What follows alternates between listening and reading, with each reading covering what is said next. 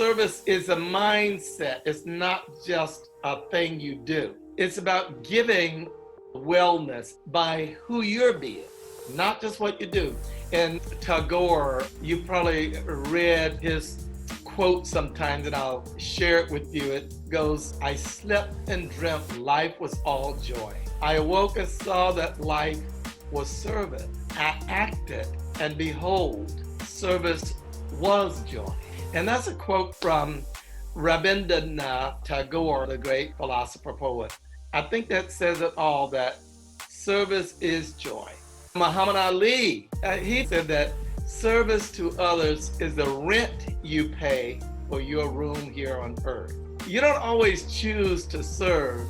Quite often, you surrender to the service that chooses you. You don't always choose, you're chosen, it chooses you, and then you get to surrender into it.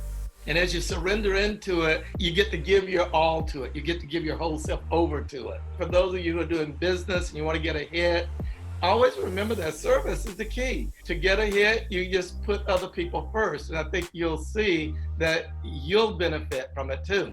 Because in true service, you love your people more than you love your position. Too many leaders are position-oriented. Too many business people are position-oriented.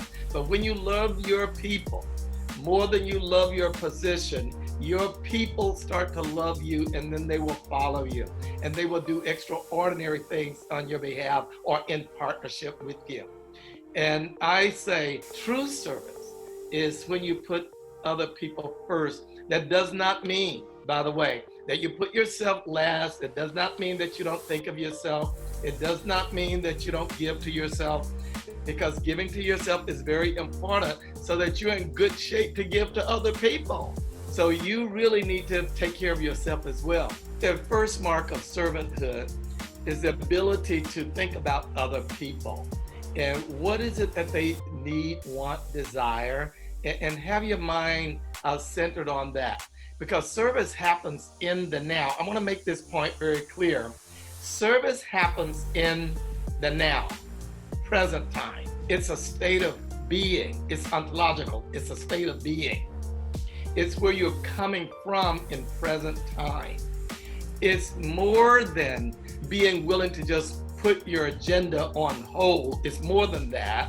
It means intentionally being aware of what other people want and need, and then you be willing to produce it, or you be willing to help them realize that.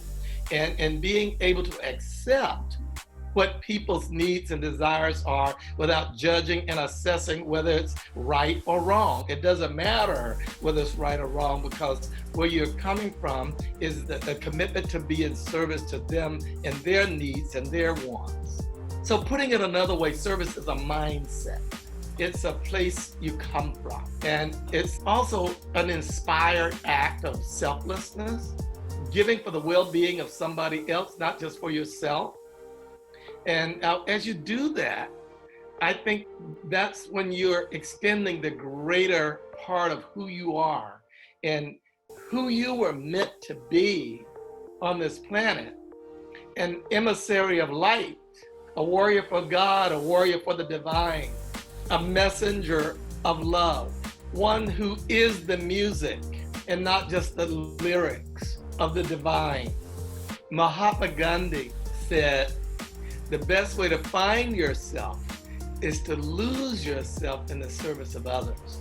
So when you're called and give yourself over to the calling to service, you lose yourself and you find your true self, or your real self. And that will make you weep. When you experience that, you will find yourself on your knees in gratitude. Press yourself to give in such a way that you receive that gift. I say that's the true joy in life. That's what George Bernard Shaw was talking about when he talked about this is the true joy in life. To being a force of nature instead of a feverish little cloud of ailments and grievances, complaining that life did not devote itself to making you happy.